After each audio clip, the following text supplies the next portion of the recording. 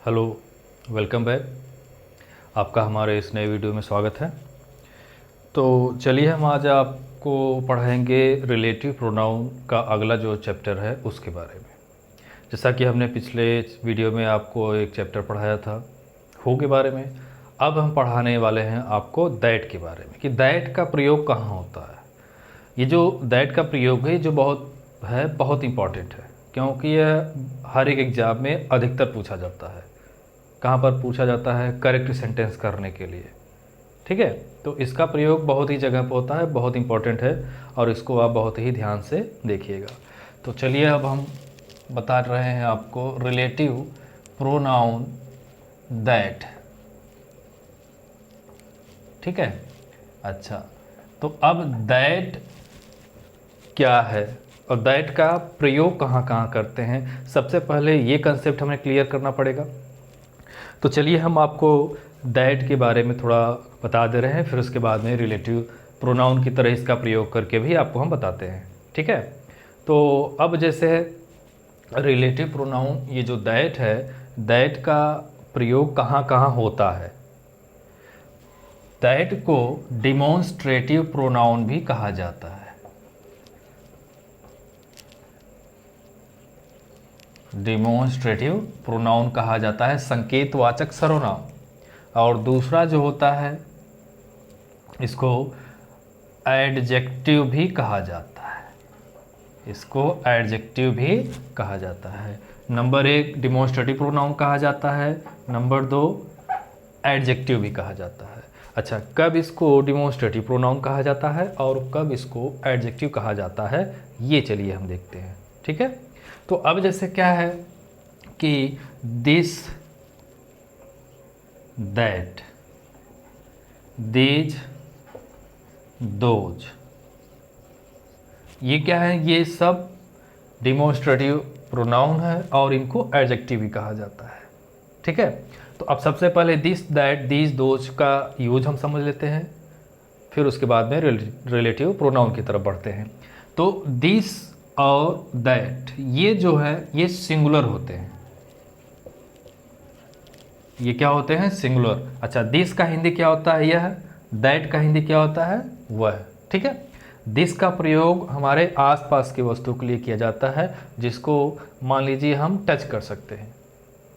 हमारे आसपास जितनी वस्तुएं हैं उसके लिए दिस का प्रयोग किया जाता है, जिसको हम टच कर सकते हैं। ठीक है, और दैट का प्रयोग कहाँ होता है? वह के लिए, जो वस्तु हमसे काफ़ी दूर है, मतलब जिसको हम टच नहीं कर सकते हैं, तो उसके लिए दैट का प्रयोग किया जाता है। अच्छा, दिस और दैट जो सिंगुलर है तो इसके साथ सिंगुलर वर्ब का भी प्रयोग होता है। ये सिंगुलर सब्जेक्ट है तो सिंगुलर वर्ब का इसके साथ प्रयोग किया जाता है। ठीक है, अच्छा, दीज और दोज, दीज और दोज जो हैं ये प्लूरल है, मतलब इनका प्रयोग बहुवचन के साथ होता है, तो इनके साथ प्लूरल वर्ब का भी प्रयोग होता है। इनके साथ प्लूरल वर्ब का प्रयोग होता है। ठीक है, अच्छा, दीज का प्रयोग पास की वस्तु के लिए किया जाता है जिसको हम टच कर सकते हैं, और दोज का प्रयोग कहाँ किया जाता है? दूर की वस्तु के लिए जिसको हम टच नहीं कर सकते हैं। ठीक है, दिस, दैट, दीज, दोज, इनका प्रयोग हम डिमॉन्स्ट्रेटिव प्रोनाउन की तरह कर रहे हैं। जैसे देखिए, दिस इज अ चेयर। ठीक है, दिस इज अ चेयर, यह एक कुर्सी है। तो यहाँ पर यह जो है यह चेयर की तरफ इशारा कर रही है। ठीक है, तो अब ये क्या है? डिमॉन्स्ट्रेटिव प्रोनाउन है। ये क्या है? दिस डिमॉन्स्ट्रेटिव प्रोनाउन है। दूसरा, दैट इज अ बुक, वह एक किताब है। यहाँ पर दैट क्या काम कर रहा है? किताब की तरफ इशारा कर रहा है, तो इसको क्या कहा जाएगा? Demonstrative pronoun. ठीक है, अब दिस, दैट जो है सिंगुलर है तो इसके साथ सिंगुलर वर्ब का प्रयोग किया गया है, मतलब इज का। ठीक है, अब दूसरा जैसे दीज, दोज है, these are cows, these are cows, ये गाय हैं। दीज जो है प्लूरल है, मतलब बहुवचन, ये सब इसका हिंदी यही आता है ये या फिर ये सब। तो जब ये प्लूरल है तो इसके साथ प्लूरल वर्ब का भी प्रयोग किया जाएगा और किया गया है। काउज ये गाय है। ठीक इसी तरह दोज आर डॉग्स, वे कुत्ते हैं, वे सब कुत्ते हैं। तो दोज क्या है, प्लूरल है, तो दोज के साथ प्लूरल वर्ब का प्रयोग किया जाता है। ठीक है, तो अब इसको क्या कहा जाएगा, डिमॉन्स्ट्रेटिव प्रोनाउन। डिमॉन्स्ट्रेटिव प्रोनाउन का प्रयोग कहाँ होता है, जब किसी नाउन या प्रोनाउन की तरफ इशारा किया जाता है। ठीक है, तो अब चलिए हम एडजेक्टिव के बारे में देख लेते हैं कि इनको एडजेक्टिव कब कहा जाता है। इनको एडजेक्टिव कब कहा जाता है। This book is cheap. यहां पर देखिए this book, noun, book means क्या होता है, किताब या किसी वस्तु का नाम है। तो अब ये जो नाम है और इसके जस्ट पहले दिस का प्रयोग किया गया है, तो यह क्या है, एडजेक्टिव है। जब भी किसी नाउन या प्रोनाउन के पहले या उनके साथ में दिस, दैट, दीज, दोज का प्रयोग किया जाता है तो उनको एडजेक्टिव कहा जाता है। उनको क्या कहा जाता है, एडजेक्टिव। कब, जब किसी नाउन या प्रोनाउन के साथ में इनका प्रयोग किया जाता है तब। जैसे that pain is red, that pain is red, यहाँ पेन है, इसके साथ में दैट लिखा हुआ है। ठीक है, अगला है दीज काउज आर ब्लैक, ये गायें काली हैं। दीज काउज, यहाँ पे देखिए काऊ है और इसके साथ में दीज लिखा हुआ है, तो इसको क्या कहा जाएगा, adjective. Those chairs are white, those chairs are white, chairs के साथ में दोज का प्रयोग किया गया है तो इसको क्या कहा जाएगा, एडजेक्टिव। तो एडजेक्टिव इसको तब कहा जाता है जब दिस, दैट, दीज, दोज किसी भी नाउन या प्रोनाउन के साथ में लिखे जाते हैं तो उनको एडजेक्टिव कहा जाता है। ठीक है, तो अब ये था हमारा मतलब कंसेप्ट दैट के बारे में जानने का कि दैट का प्रयोग कहाँ कहाँ किया जाता है। तो अब चलिए हम आगे बढ़ते हैं रिलेटिव प्रोनाउन के बारे में। जानते हैं कि यहाँ पर दैट का प्रयोग किस लिए कैसे होगा। ठीक है, अब जब रिलेटिव प्रोनाउन में हम दैट का प्रयोग करेंगे तो इसका हिंदी निकल के आता है जो या फिर जो की। ठीक है, जो आएगा या फिर जो की। अब इसका अलग अलग जगह पर प्रयोग किया जाता है। अब जैसे हम एक सेंटेंस लिख रहे हैं, जैसे the boy and his monkey dash dash dash walked on the road। ठीक है, इस तरह से हमें सेंटेंस मिलेगा। यहाँ पर बीच में कहीं पर भी डैश दिया रहेगा और उसमें ऑप्शन दे देगा हमें क्या, जैसे ऑप्शन में ए दे दे, हु, बी दे दे, विच, फिर सी दे दे, whom और डी दे दे दैट। ठीक है, तो अब यहाँ पर हम किस रिलेटिव प्रोनाउन का प्रयोग करेंगे ये हमारे ऊपर डिपेंड करता है। जैसे हु है, विच है, हुम है, दैट है, ये तो लगभग सभी रिलेटिव प्रोनाउन हैं, लेकिन हम तो यहाँ पे आपको बता रहे हैं दैट का प्रयोग करने के लिए। तो हालांकि यहाँ पर दैट का प्रयोग होगा लेकिन किस कंडीशन में होगा ये जानना जरूरी होता है। ठीक है, तो सबसे पहले हमें ये देखना है कि वाक्य में सब्जेक्ट क्या है, कितने हैं, कौन है। ठीक है, तो अब जैसे सब्जेक्ट देखिए द बॉय, नंबर 1 सब्जेक्ट हो गया। इसके आगे और भी देखना है कि और भी कोई सब्जेक्ट है, तो यहाँ पर है हिज मंकी, नंबर 2 सब्जेक्ट हो गए। यहाँ पर वाक्य में हमें कितने सब्जेक्ट मिले, 2। ठीक है, अच्छा पहला जो है बॉय ये तो लड़का है, दूसरा है मंकी, ये क्या है, एनिमल है। ठीक है, तो अब यहाँ पर हमें क्या लगाना पड़ेगा? जैसे बॉय रहता तो हम हु लगा सकते थे, अगर सिर्फ मंकी रहता तो हम विच लगा सकते थे। ठीक है, अब जब दोनों आ गया है तो हम क्या लगाएंगे? दैट लगाएंगे। कब?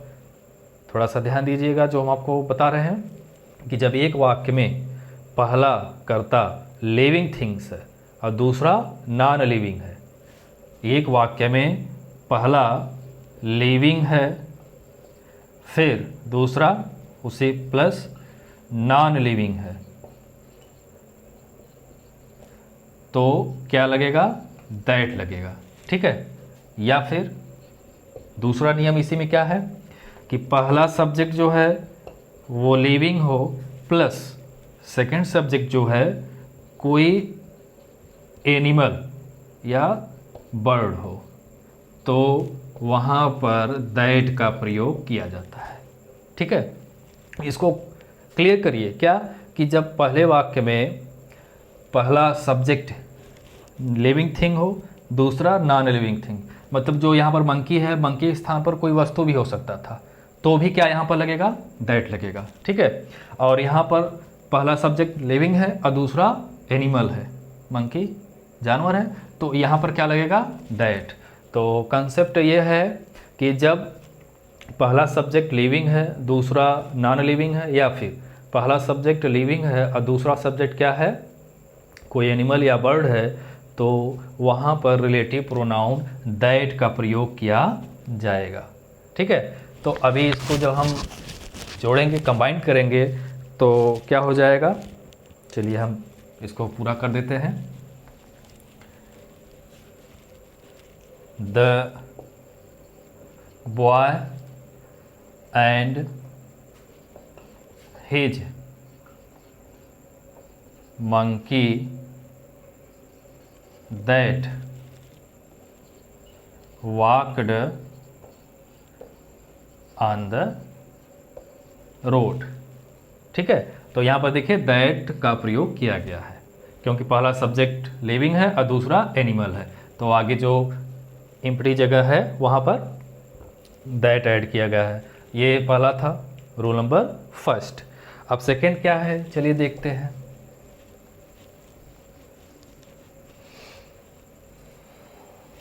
जैसे एग्जाम्पल हम लिख रहे हैं, he said you all dash dash dash he knew. ठीक है, he said to you all he knew. अब जैसे यहाँ पर भी ऑप्शन आपको दे दिया जाए कि रिलेटिव प्रोनाउन में से विच लगेगा, हु लगेगा, हुम लगेगा, दैट लगेगा, कौन सा लगेगा।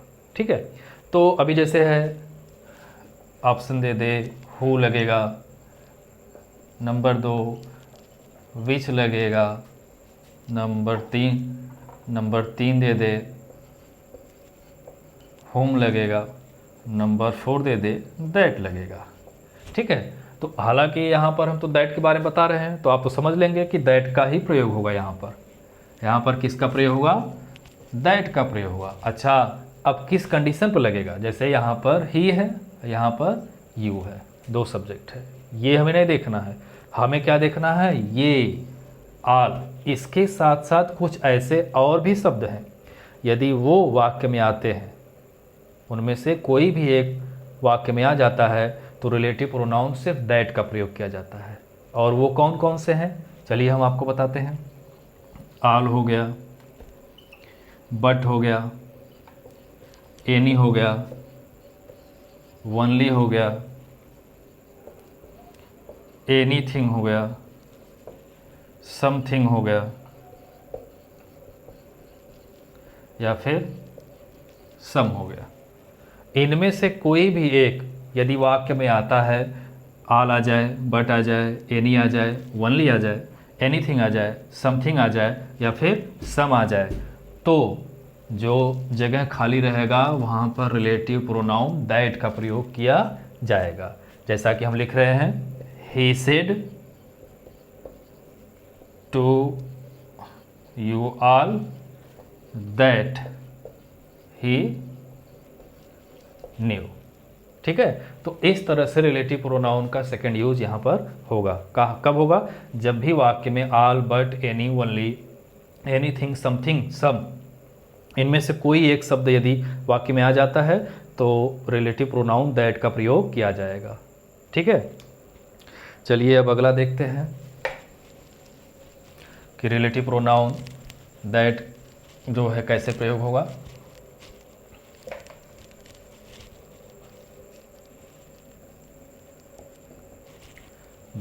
अगला, who is he dash dash dash, he will give you book. Who is he, यहाँ पर जगह है, he will give you book. अब यहाँ पर भी आपको यदि ऑप्शन दे दिया जाए कि उन 4 या 5 जो भी ऑप्शन दे दिया जाए कि उनमें से कौन सा रिलेटिव प्रोनाउन इसमें प्रयोग होगा, जैसे हम लिख दे रहे हैं, जैसे who they they, which they they, what they दे, चौथा दैट दे दे। ठीक है, तो अब इनमें से ये बोल दिया जाए कि इनमें से कौन सा रिलेटिव प्रोनाउन प्रयोग किया जाएगा यहाँ पर, तो हम क्या कहेंगे? दैट का मतलब चौथा ऑप्शन है यहाँ पर प्रयोग हुआ। क्यों होगा? वाई? क्यों? क्योंकि यहाँ पर हमें देखना है कि वाक्य का शुरुआत इंट्रोगेटिव वर्ड से है। जब भी कोई वाक्य का प्रारंभ इंट्रोगेटिव वर्ड मतलब प्रश्नवाचक शब्द से होता है और उस वाक्य में यह कह दिया जाए कि यहाँ पर रिलेटिव प्रोनाउन का प्रयोग करना है, तो रिलेटिव प्रोनाउन सिर्फ दैट का प्रयोग किया जाएगा। किसका प्रयोग किया जाएगा? दैट का प्रयोग। तो यहाँ पर क्या लिखा जाएगा? दैट। ठीक है, एक बार हम फिर से अब बता दे रहे हैं कि जब भी कोई वाक्य इंट्रोगेटिव वर्ड से प्रारंभ है और उसको रिलेटिव प्रोनाउन से ऐड करना है या जोड़ना है, तो वहाँ पर रिलेटिव प्रोनाउन सिर्फ दैट का ही प्रयोग किया जाएगा और किसी का प्रयोग नहीं किया जाएगा। यहाँ पर देखिए, who is he will give you book. तो अब ये वाक्य प्रश्नवाचक शब्द से प्रारंभ है, तो यहाँ पर इसको कंबाइन करने के लिए दैट का प्रयोग किया जाएगा। जैसे who is he that he will give you